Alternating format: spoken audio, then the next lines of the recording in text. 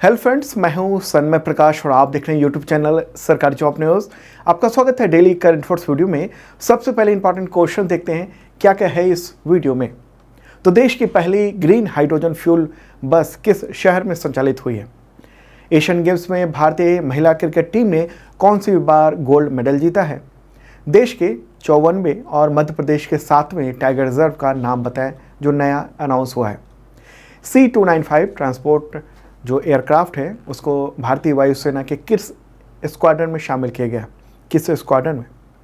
WHO की report आई है और रिपोर्ट का नाम है ग्लोबल रिपोर्ट ऑन हाइपरटेंशन।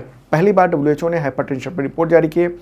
तो उसके अनुसार कितने करोड़ वयस्क भारत में हाई ब्लड प्रेशर से जूझ रहे हैं और उनमें से कितनों को इलाज मिल रहा है, कितने अनजान हैं? भारत का पहला लाइट हाउस महोत्सव कहाँ पर आयोजित हुआ है, किस राज्य में? प्राइम मिनिस्टर नरेंद्र मोदी ने वंदे भारत एक्सप्रेस ट्रेनों को हरी झंडी दिखाई है, तो उसके बारे में भी बात करेंगे और भी कई क्वेश्चन हैं, सब पर चर्चा करेंगे दोस्तों। तो शुरू करते हैं। और हाँ, इन्फॉर्मेशन कि इस साल का अब तक का मैराथन वीडियो आ चुका है, आपके तमाम एग्जामिनेशन बहुत काम आएगा, कवर हो जाएगा। कुछ घंटे का वीडियो है तो इस वीडियो के डिस्क्रिप्शन में मैंने उसका लिंक दे दिया है और PDF भी मिल जाएगा, कई तरह के PDF, one liner, MCQ notes, सब कुछ। तो चलें दोस्तों शुरू करते हैं। और हाँ, पसंद आए तो एक लाइक बटन जोड़ दबा देना और जिन लोगों ने सब्सक्राइब नहीं किया है उनसे अपील है ज़रूर करें और बेल आइकन दबाएंगे तो नोटिफिकेशन आपको वक्त पे मिल पाएगा। एक और इन्फॉर्मेशन कि व्हाट्सएप पर सरकारी जॉब न्यूज़ का चैनल आ चुका है, तो आप चाहें तो उसे भी सब्सक्राइब कर सकते हैं, ज्वाइन कर सकते हैं। ज्वाइन करने के बाद बेल आइकन दबाएंगे तो आपको जो भी अपडेट है व्हाट्सएप पे वो सब आपको मिल जाया करेंगे। तो इस वीडियो के डिस्क्रिप्शन में मैंने भी उसका लिंक दे दिया है। ओके, तो पहला क्वेश्चन लेते हैं। C-295 ट्रांसपोर्ट एयरक्राफ्ट को भारतीय वायुसेना के किस स्क्वाड्रन में शामिल किया गया? कई सारे स्क्वाड्रन हैं भारतीय वायुसेना की, तो उनमें से कौन से? आंसर होगा 11 स्क्वाड्रन और उसको कहते हैं द राइनो। ठीक है, तो ये आपको ध्यान में रखने की बात है। न्यूज़ देख रहे हैं आप। First C-295 aircraft included into 11 squadron of Indian air force. तो हिंडन वायुसेना स्टेशन है ना गाजियाबाद में, तो वहीं पर 25 सितंबर को एक औपचारिक इवेंट आयोजित किया गया और उसी में इंडियन एयरफोर्स में इस विमान को शामिल किया गया और इस दौरान रक्षा मंत्री राजनाथ सिंह भी वहां पर मौजूद थे। क्या है ये द राइनो 11 स्क्वाड्रन? देखिए, ये दक्षिण पश्चिमी वायु कमान यानी साउथ वेस्टर्न एयर कमांड के अंतर्गत आता है। इसकी स्थापना 1951 में हुई थी और वडोदरा में स्थित है ये। ठीक है, विमान को शामिल करने की जो भी औपचारिक समारोह है वो तो गाजियाबाद में हुआ, हिंडन एयरबेस में, लेकिन इसको वडोदरा में वहाँ तैनात करने की बात हुई है 11 स्क्वाड्रन में। ठीक है, तो 11 स्क्वाड्रन के जरिए ये जो नया विमान आ रहा है वो किसको रिप्लेस कर रहा है, ये भी सवाल हो सकता है आपके एग्जामिनेशन में। तो एवरो विमान, ठीक है, एवरो एयरक्राफ्ट जो हैं उसको रिप्लेस किया जा रहा है और भारत सरकार ने 2021 में एयरबस स्पेस के साथ C-295 एयरक्राफ्ट खरीदने की डील की थी 21,000 करोड़ रुपए की। तो इसमें से 16 जो विमान है वो स्पेन से आने हैं, जिसमें से एक आ चुका है। ओके, और इसके अलावा 40 प्लेन गुजरात के वडोदरा में ही टाटा एडवांस सिस्टम्स लिमिटेड यानी TASL में बनेंगे। ओके, इंपॉर्टेंट ये एयरक्राफ्ट है, मीडियम टैक्टिकल ट्रांसपोर्ट एयरक्राफ्ट है एयरफोर्स के लिए। आगे बढ़ते हैं दोस्तों, अगला क्वेश्चन लेते हैं, महत्वपूर्ण है। 19वें एशियन गेम्स में किस देश की महिला क्रिकेट टीम ने गोल्ड मेडल जीता है? इसका आंसर है भारत। ठीक है, ये भारत का दूसरा गोल्ड मेडल है। 19वें एशियाई गेम्स में पहला गोल्ड मेडल किसने जीता था? पुरुष निशानेबाजी टीम ने 10 मीटर एयर राइफल में। और उसके बाद यानी 25 सितंबर को फाइनल मुकाबले में इंडिया ने श्रीलंका को हराया क्रिकेट में, वुमेंस क्रिकेट में 19 रन से, और इंडिया ने गोल्ड मेडल जीता है। देखिए, भारत के जो एशियन गेम्स है उसके क्रिकेट इतिहास का ये पहला मेडल है, क्रिकेट में पहला, और 19वें एशियन गेम्स में दूसरा मेडल ये प्राप्त हुआ है। ओके, अच्छा, इससे पहले किसी भी भारतीय क्रिकेट टीम ने एशियन गेम्स में पार्टिसिपेट नहीं किया था। तो इस बार जो महिला टीम थी तो उसकी कप्तान कौन है या कौन थी? तो हरमनप्रीत कौर। आगे बढ़ते हैं दोस्तों, अगला क्वेश्चन बहुत ही महत्वपूर्ण है आपके एग्जामिनेशन के लिए। क्वेश्चन होगा, देश की पहली ग्रीन हाइड्रोजन फ्यूल सेल बस किस शहर में संचालित हुई है? या इसको इस तरह से भी कह सकते हैं क्वेश्चन को कि भारत में पहली बार ग्रीन हाइड्रोजन से चलने वाली बस किस शहर में संचालित हुई है और या संचालन शुरू हुआ है। आंसर का इसका दिल्ली में इसका संचालन शुरू हुआ है और न्यूज़ आप देख रहे हैं, ठीक है। Indian oil unveil India's first green hydrogen run बस दैट एमिट्स जस्ट वाटर, मतलब उत्सर्जित केवल वाटर करता, पानी, धुआं वगैरह कुछ नहीं, ठीक है। तो इसके बारे में बताते हैं आपको। तो ये बस जो है ना उसको बनाया तो है टाटा ने, लेकिन फ्यूल सेल वगैरह लगाने का काम इंडियन ऑयल कॉरपोरेशन ने किया। और इंडियन ऑयल कॉरपोरेशन ये ट्रायल के तहत या कहें पायलट प्रोजेक्ट के तहत दिल्ली में 2 बसों का संचालन इसने शुरू किया। तो केंद्रीय पेट्रोलियम मंत्री हरदीप सिंह पुरी ने 25 सितंबर को इन 2 बसों को हरी झंडी दिखाई, ठीक है। तो देश में पहली बार जो हाइड्रोजन से चलने वाली जो बसें हैं उसका संचालन दिल्ली में शुरू हुआ है। देख रहे हैं आप, दिल्ली में इंडिया गेट के पास में इसको हरी झंडी दिखाई गई और फिर ये रवाना की गई। और संचालन कौन करेगा? तो इंडियन ऑयल कॉरपोरेशन की ओर से ये हो रहा है, ठीक है। और इस साल के अंत तक आईओसी की ये योजना है कि बसों की संख्या बढ़ाकर 15 की जाए। हाइड्रोजन को भविष्य के लिए ईंधन के रूप में माना जाता है, ठीक है। और आईओसी ने क्या किया है ना, ग्रीन हाइड्रोजन उत्पादन केंद्र भी बनाया है। कहाँ पर? फरीदाबाद में, ओके, हरियाणा फरीदाबाद में।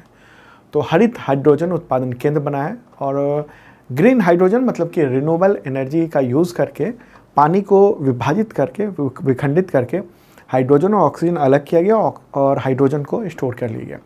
तो पर डे 75 किलोग्राम हाइड्रोजन उत्पादन क्षमता का एक सेंटर स्थापित किया है आईओसी ने, और उसी से हाइड्रोजन जो है ना उसको सप्लाई करके और दिल्ली में जो ये 2 बसें हैं वहाँ पर दी जाएंगी उनको, ठीक है।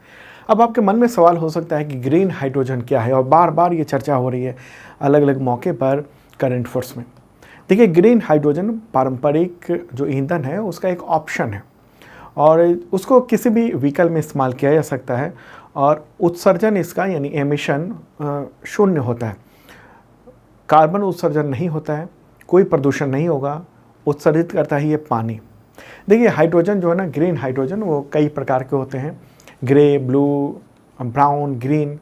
और ग्रीन हाइड्रोजन को बनाने के लिए सोलर एनर्जी या विंड एनर्जी, इन सब से जो प्राप्त इलेक्ट्रिसिटी है उसका इस्तेमाल किया जाता है, इसलिए इसको ग्रीन कहा जाता है, ओके। तो ये कैसे चलता कैसे है उसके बारे में कुछ मैकेनिज्म मैं आपको देना चाहता हूँ एनिमेशन के ज़रिए। अच्छा, इससे पहले आपने सुना होगा, पिछले साल की बात है जब केंद्रीय सड़क परिवहन मंत्री नितिन गडकरी वो पहली बार संसद पहुंचे थे एक खास तरह की कार में, मिताई नाम था उसका, और वो हाइड्रोजन फ्यूल सेल कार थी, ठीक है। वो पहली कार थी और अब ये बस जो है ना वो पहली बार इसको संचालित किया जा रहा है। तो जो अंदर की जो चीज़ें हैं ना वो बस और कार में लगभग सेम जैसी हैं, बस बस का जो होता है वो उसके फ्यूल सेल हैं वो काफ़ी बड़े होते हैं, ज़्यादा कैपेसिटी को होते हैं, ठीक है। तो क्या है ये? तो इसको आप समझ सकते हैं, हाइड्रोजन कार या हाइड्रोजन बस जो है ना वो hydrogen fuel cell plus electricity, इसको आप हाइब्रिड बस या हाइब्रिड कार भी कह सकते हैं।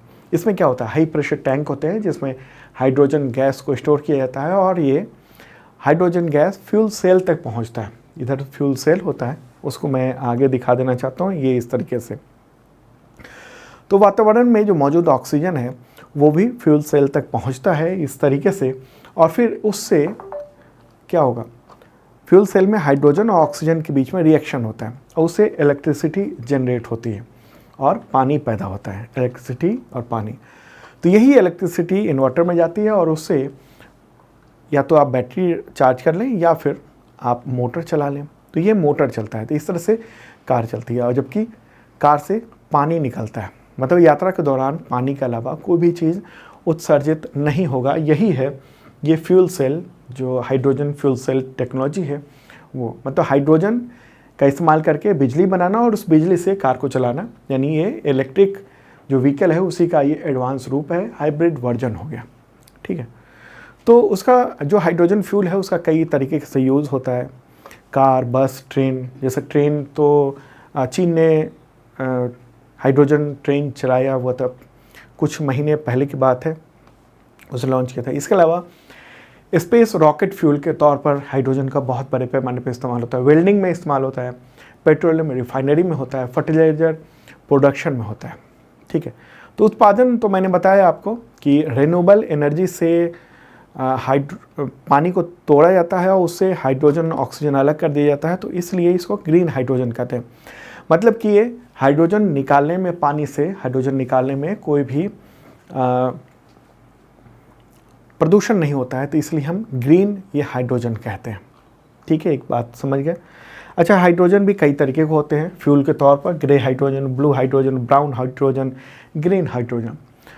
इसके अलावा भी कुछ और भी प्रकार आते हैं, लेकिन मुख्य तौर पर ये 4 आप समझ लीजिए। ठीक है, ग्रे हाइड्रोजन जो होता है ना, वो हाइड्रोकार्बन से, जैसे फॉसिल फ्यूल, इन सब से एनर्जी प्राप्त करके पानी को तोड़ा जाता है और हाइड्रोजन बनाया जाता है। ब्लू हाइड्रोजन में क्या होता है, इसमें जो पेट्रोलियम रिफाइनिंग के दौरान जो मीथेन का उत्पादन होता है, उससे इसको बनाया जाता है। ब्राउन हाइड्रोजन जो होता है वो कोयले का उपयोग करके बिजली बना के और तब हाइड्रोजन बनाया जाता है, यानी पानी को तोड़ के इलेक्ट्रिसिटी बना के। और ग्रीन हाइड्रोजन यानी सोलर, विंड एनर्जी, इन सब से पैदा हुई जो इलेक्ट्रिसिटी है, फिर उससे पानी को तोड़ा जाता है और हाइड्रोजन ऑक्सीजन अलग किया जाता है, और ये ग्रीन हाइड्रोजन कहते हैं। ठीक है, तो हाइड्रोजन को ही यूज़ क्यों करेंगे, हम ऑलरेडी पहले से यूज़ कर रहे हैं, ये सवाल हो सकता है। तो देखिए, पृथ्वी पर प्रचुर मात्रा में हाइड्रोजन यानी पानी मौजूद है, तो उससे हाइड्रोजन निकाल लेंगे, और पेट्रोल से 2 से 3 गुना ज़्यादा बेहतर ऊर्जा मिलती है इसमें, और जीवाश्म ईंधन यानी फॉसिल फ्यूल की जगह ये लेगा। भारत की अर्थव्यवस्था में ना जो फॉसिल फ्यूल है, उससे भारत की अर्थव्यवस्था का बहुत बड़ा रेवेन्यू वहाँ खर्च हो जाता है, क्योंकि आपको पता होगा कि 80 से 85% या उससे भी ज़्यादा हम फॉसिल फ्यूल यानी कच्चा तेल, गैस, इन सब को आयात करते हैं, तो हमारा जो विदेशी मुद्रा है वो भी खर्च हो रही है। जब हम हाइड्रोकार्बन का इस्तेमाल करेंगे बहुत बड़े पैमाने पर, तो ये रकम जो है ना हमारी ही अर्थव्यवस्था में उपयोग होगा, तो इससे परिवहन और इंडस्ट्री है उन सबको बहुत फ़ायदा आने वाले वक्त में मिलने वाला है हाइड्रोजन ईंधन से। ओके, हाइड्रोजन ईंधन के बहुत सारे चैलेंजेस भी हैं, जैसे इसके जो वाहन होते हैं वो बहुत महंगे होते हैं, और उसके टैंक होते हैं उसको बहुत ही मजबूत बनाना होता है, क्योंकि ये बहुत ज्वलनशील होता है। और हालांकि आगे आने वाले वक्त में जब टेक्नोलॉजी और बेहतर होगी तो इसकी कीमत कम हो सकती है, जो कार है या बस है उन सबको। ट्रांसपोर्टेशन में भी दिक्कत है, क्योंकि ये बहुत ज्वलनशील होता है, तो इसको बहुत सेफ्टी के साथ रखना पड़ता है। ठीक है, तो ये सब इम्पॉर्टेंट बात है। और अगर हम बात करेंगे कि भारत में जो इलेक्ट्रिक व्हीकल है, ये तो हाइड्रोजन व्हीकल हो गया, तो हाइड्रोजन व्हीकल जो है वो इलेक्ट्रिक व्हीकल का ही हाइब्रिड रूप हो गया। तो अगर हम देखेंगे किस तरीके से भारत में इलेक्ट्रिक व्हीकल का रजिस्ट्रेशन यानी जो लोग परचेज कर रहे हैं वो तेज़ी से बढ़ रहा है, ये आंकड़ा देख रहे हैं आप, द हिंदू में ये प्रकाशित हुआ है 2018 से लेकर 2023, ये अगस्त तक का डेटा है 2023 का। ठीक है, तो 19 में, एक साल में 2019 में 1,66,000 नए वाहन रजिस्टर्ड हुए थे पूरे देश में, इलेक्ट्रिक वाहन। फिर बढ़ा 2020 में 1,24,000 हो गया, 2021 में 3,31,000, 2022 में 10,24,000 रजिस्ट्रेशन हुआ जो इलेक्ट्रिक व्हीकल है, और 2023 में ये अगस्त तक का आंकड़ा है, इसलिए आपको थोड़ा कम दिखेगा, 8,47,000 व्हीकल जो इलेक्ट्रिक व्हीकल हैं वो रजिस्टर्ड हुए। मतलब आने वाले वक्त में जो है ना वो ग्रीन हाइड्रोजन की ओर भी हम लोग बढ़ेंगे। इनमें कितने ग्रीन हाइड्रोजन के व्हीकल हैं ये तो नहीं कह सकते हम, क्योंकि इसके बारे में आंकड़ा अलग से नहीं जारी किए गए। ओके, तो ये है ग्रीन हाइड्रोजन का पूरा मामला। तो इस रिलेटेड कई क्वेश्चन आपके एग्जामिनेशन में आ सकते हैं। एक तो क्वेश्चन ये आएगा कि किस शहर में हाइड्रोजन फ्यूल सेल बस संचालित हुई, तो दिल्ली में। ठीक है, दूसरा सवाल ये हो सकता है कि कौन संचालित कर रहा है, तो इंडियन ऑयल कॉरपोरेशन। कौन कर रहा है? Indian oil corporation. किसने हरी झंडी दिखाई? तो हरदीप सिंह पुरी। ओके, दिल्ली में इसको संचालन किया जा रहा है। बस तो बनाया टाटा ने, लेकिन बाकी इसमें बहुत सारे मॉडिफाई वगैरह वो इंडियन ऑयल कॉरपोरेशन ने करवाया है। ओके, तो ये सब महत्वपूर्ण बात है। अच्छा, जो मिताई कार जिसका उपयोग किया था केंद्रीय सड़क परिवहन मंत्री ने, नितिन गडकरी, तो उससे रिलेटेड सवाल कई एग्जामिनेशन में पूछे जा चुके हैं, तो इसलिए इस पर भी आप ध्यान रखना जो हाइड्रोजन फ्यूल सेल बस है।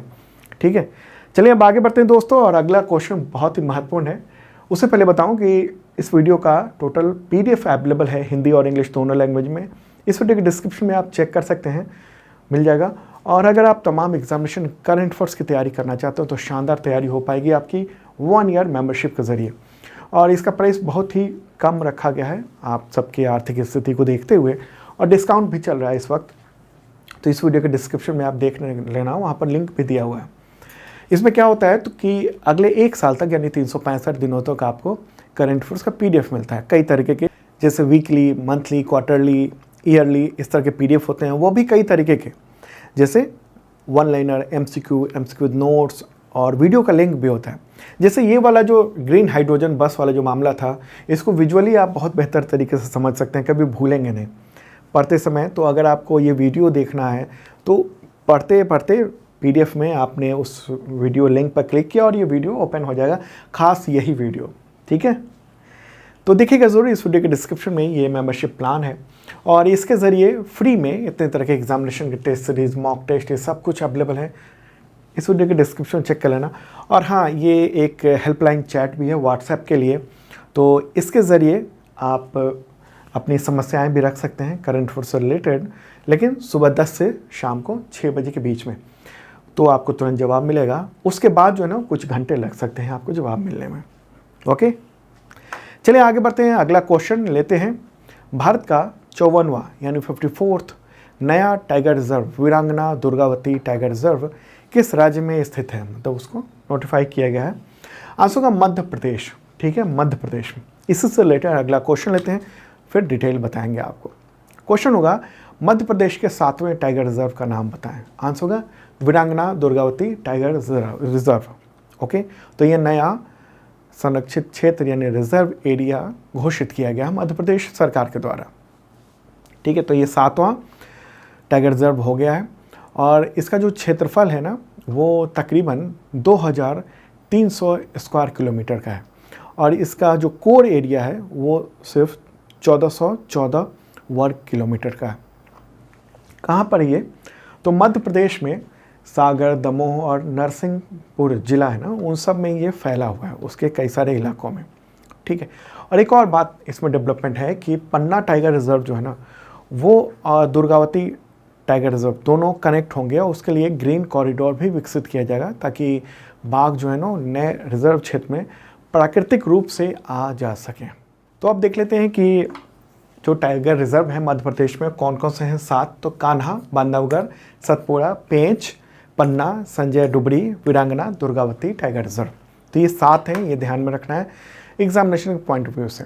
और अगर सवाल हो कि देश भर में कितने टाइगर रिजर्व हैं, तो अब संख्या हो गई है 54। ठीक है, पूरी लिस्ट मैं आपको बता रहा हूँ एक बार। ओके, कौन कौन से हैं। बांदीपुर कर्नाटक में, कार्बेट उत्तराखंड में, हालांकि कार्बेट का कुछ हिस्सा जैसे अमानगढ़ बफर वो उत्तर प्रदेश के इलाके में आता है। कान्हा मध्य प्रदेश में, मानस असम में, मेलाघाट महाराष्ट्र में, पलामू झारखंड में, रणथंभौर राजस्थान में, सिमलीपाल ओडिशा में, सुंदरबन पश्चिम बंगाल में, पेरियार केरल में, सरिस्का राजस्थान में, बुक्सा पश्चिम बंगाल में, इंद्रावती छत्तीसगढ़ में, नमदाफा वो है अरुणाचल प्रदेश में, नागार्जुन सागर आंध्र प्रदेश में, दुधवा उत्तर प्रदेश में, कलाकर मुंडन थुराई ये तमिलनाडु में है, वाल्मीकि टाइगर रिजर्व ये बिहार में है, पेंच टाइगर रिजर्व पेंच मध्य प्रदेश में, तडोभा अंधारी ये महाराष्ट्र में है, बांधवगढ़ मध्य प्रदेश में, पन्ना मध्य प्रदेश में। ठीक है, और संख्या इधर देख रहे हैं आप। डंपा वो मिजोरम में है, भद्र कर्नाटक में, पेंच एमएच ये दूसरा पेंच है, ये पेंच एमएच ये महाराष्ट्र में, पक्के अरुणाचल प्रदेश में, नामेरी असम में, सतपुड़ा मध्य प्रदेश में, अन्नामलाई तमिलनाडु में, उदंती सीता नदी छत्तीसगढ़ में, सतकोशिया ये उड़ीसा में, काजीरंगा असम में, अचानक मार ये छत्तीसगढ़ में, काली कर्नाटक में, संजय धुबरी मध्य प्रदेश में, मुदुमलाई तमिलनाडु में, नागरहोल कर्नाटक में, परम्बिकुलम केरल में, सह्याद्री महाराष्ट्र में, बिलगिरी रंगनाथ मंदिर, वो टाइगर रिजर्व है वहाँ, तो वो कर्नाटक में, कवल तेलंगाना में, सत्यमंगलम तमिलनाडु में, मुकुंदरा राजस्थान में, ठीक है, नवेगांव नागझिरा ये महाराष्ट्र में है, और कुछ यहाँ देख रहे हैं आप, अमराबाद तेलंगाना में, पीलीभीत उत्तर प्रदेश में, बोर महाराष्ट्र में, राजाजी वह उत्तराखंड में, औरंग असम में, कमलांग अरुणाचल प्रदेश में, श्री विल्लुपुथुर मेघामलाई तमिलनाडु में, रामगढ़ विषधारी टाइगर रिजर्व राजस्थान में, रानीपुर टाइगर रिजर्व उत्तर प्रदेश में, और यह है नाम नया वीरांगना दुर्गावती टाइगर रिजर्व मध्य प्रदेश में। ठीक है, तो अब संख्या 54 हो गई है। तो ये सब एग्जामिनेशन में अक्सर पूछ दिया जाता है कि अमराबाद टाइगर रिजर्व कहाँ पर है, तो आपको ध्यान में रखना होगा तेलंगाना में है, औरंग कहाँ पर है, तो असम में है। तो पीडीएफ में भी मैंने पूरा दे दिया है। ठीक है, अब आगे बढ़ते हैं। ये भी महत्वपूर्ण क्वेश्चन है आपके एग्जामिनेशन के लिए। और हाँ, आपको इन्फॉर्मेशन दे दूँ कि व्हाट्सएप पर भी सरकारी जॉब न्यूज़ का चैनल क्रिएट हो गया है, तो आप ज्वाइन कर सकते हैं। इस वीडियो के डिस्क्रिप्शन में मैंने उसका लिंक दे दिया है, आप ज्वाइन कर लेना। और तो उससे ये होगा कि जो भी अपडेट है ना वीडियो का या गवर्नमेंट जॉब से रिलेटेड, वो सब आपको वहाँ पर मिल जाया करेगा। जैसे टेलीग्राम पे मिलता है, वैसे ही व्हाट्सएप पर भी एक चैनल वहाँ क्रिएट कर दिया जा चुका है, आप ज्वाइन कर सकते हैं। और ज्वाइन करेंगे तो बेल आइकन दबा देना, ताकि नोटिफिकेशन भी आपको मिल पाएगा व्हाट्सएप पे ही। तो अगला क्वेश्चन, WHO यानी विश्व स्वास्थ्य संगठन द्वारा जारी उच्च रक्तचाप पर वैश्विक रिपोर्ट यानी ग्लोबल रिपोर्ट ऑन हाइपरटेंशन के अनुसार दुनिया भर में कितने वयस्क यानी एडल्ट लोग वो हाइपरटेंशन से जूझ रहे हैं। आंसर का हर 3 में से एक वयस्क मतलब जो एडल्ट हैं, वो हर 3 में से एक जो है ना वो हाइपरटेंशन, ब्लड प्रेशर की बीमारी है उसको। और ये हाइपरटेंशन को लेकर पहली बार अभी सितंबर में वर्ल्ड हेल्थ ऑर्गेनाइजेशन ने ये रिपोर्ट जारी की है। रिपोर्ट का नाम है ग्लोबल रिपोर्ट ऑन हाइपरटेंशन, और उसका सब हेडिंग भी दिया गया है the race against a silent killer, मतलब हाइपरटेंशन को साइलेंट किलर माना जाता है।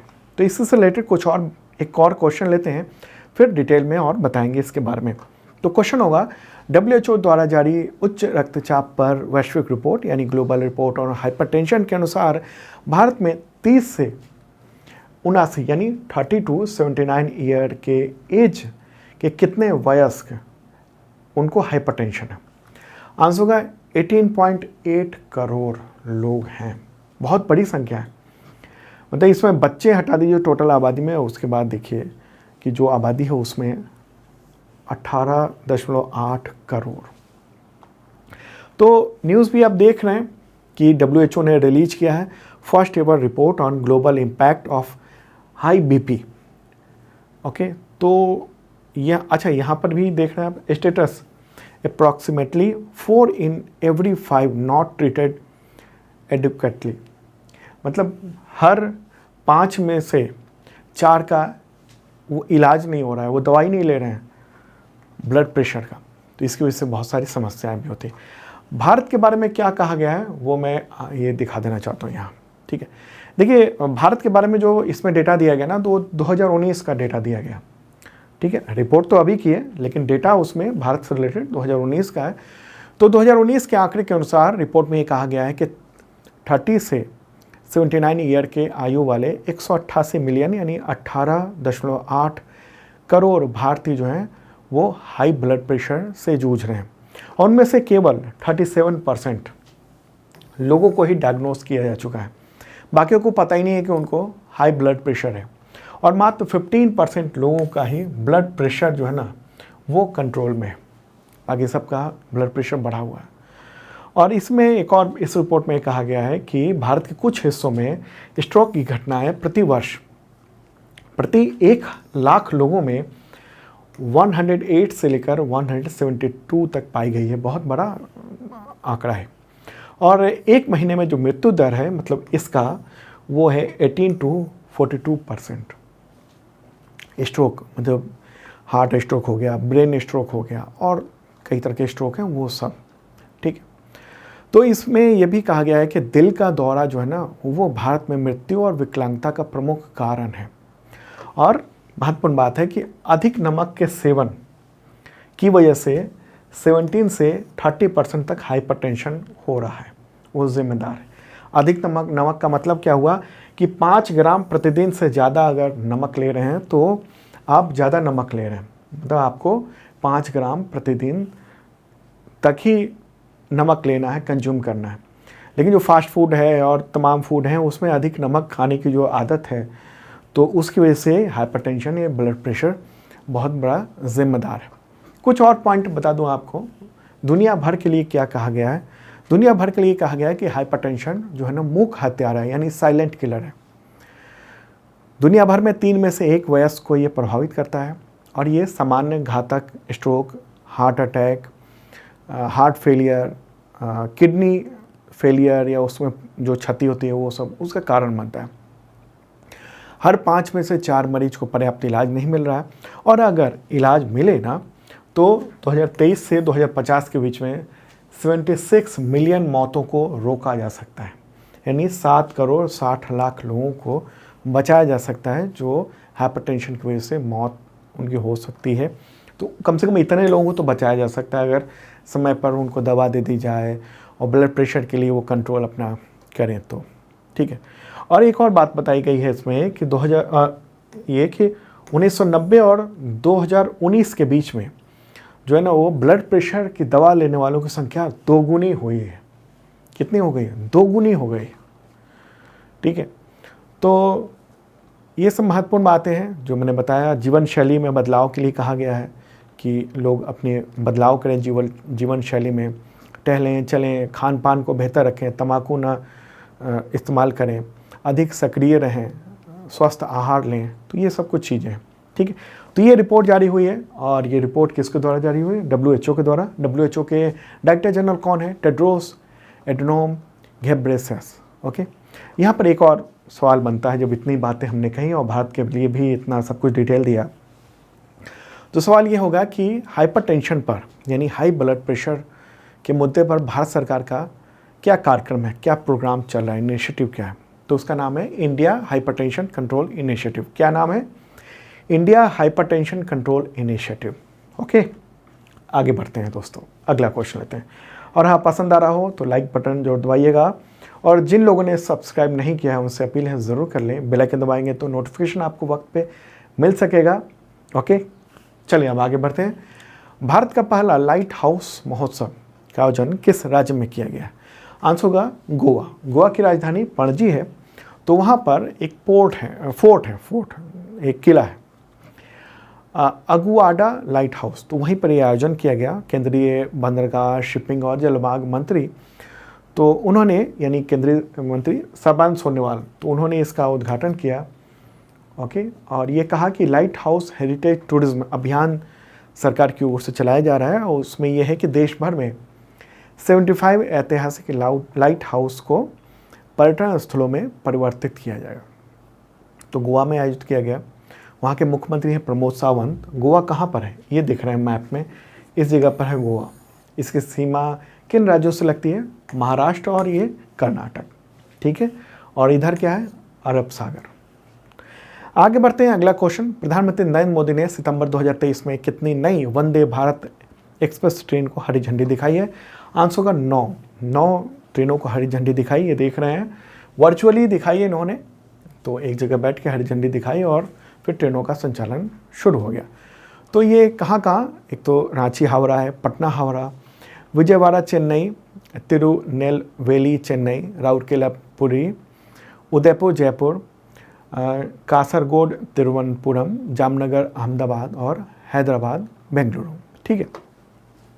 तो देश में जो पहली बार Vande Bharat express train launch हुई थी, कहाँ से कहाँ तक? नई दिल्ली से काशी के बीच में। ये फरवरी 2019 में चलाई गई थी, ठीक है। देखिए, ऐसे तो बहुत सारी ट्रेनें चलाई जाएंगी, तो हर ट्रेनों का रूट और वो सब आपको ध्यान में रखने की ज़रूरत नहीं है। पहली ट्रेन कब चलाई गई थी और हाल फिलहाल में कौन सी ट्रेन लॉन्च की गई है वो आपको ध्यान में रखना है। देखिए, फरवरी 2019 से प्रधानमंत्री नरेंद्र मोदी हरी झंडी दिखा रहे हैं, कोई ना कोई ट्रेन का रवाना कर ही रहे हैं। तो आप इतनी सारी सैकड़ों ट्रेनों का आप पूरा रखेंगे तो उतना याद करना मुश्किल है। तो कुछ चीज़ें याद रखिए। पहली ट्रेन फरवरी 2019 में दिल्ली से लेकर काशी के बीच में चलाई गई थी। ठीक है, यानी वाराणसी के बीच में। चलिए आगे बढ़ते हैं, अगला क्वेश्चन लेते हैं। विश्व फेफड़ा दिवस कब मनाया जाता है, यानी वर्ल्ड लंग डे? आंसर होगा 25 सितंबर को, वर्ल्ड लंग डे 25 सितंबर। थीम क्या है इस बार की? सभी के लिए रोकथाम और उपचार तक पहुंच, किसी को भी पीछे न छोड़ें। Access to prevention and treatment for all, leave no one behind.